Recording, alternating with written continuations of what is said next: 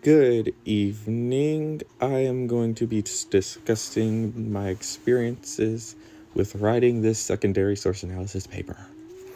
So, my experience finding the sources, it was very fun. Like, I got to play with the EBSCO and the scholarly journal site thing and typed in different words and looked at many different articles. I actually enjoyed this equally as much or slightly less than primary source. With that, nothing negatively affected my research on writing. Yeah, nothing negatively happened during research. The strengths, my favorite strengths of my paper have to be my sources. I think my sources are very strong and support my paper. I'm very proud of. I'm just very proud. The main thing I'm proud of is my in-text citations. I've never done it before, and I left my comfort zone writing this paper many different times. So that would be one of my strengths, one of my favorite things in this paper. This is awkward.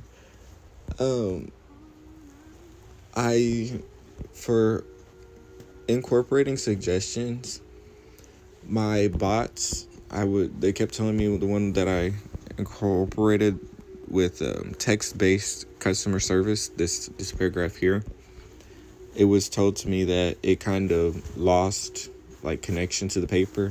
So I tried to incorporate what they were telling me about bringing it back in, and I brought that back in at the end.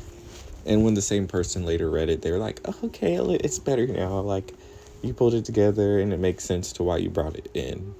So that was one of the suggestions I incorporated, and that blends into one of the revisions that I made as well, because it was a big change in wording and even some other things. Yeah, that I worded. How I worded them. My personally, I don't know any feedback. Like, I feel like this is one of the times I really did genuinely good on the paper, and I'm really happy about that. So I don't really have any feedback, and looking at the requirements and the incorporation of things, I think I'll probably get. I genuinely feel like reading over it, I'd get a 90 on this one.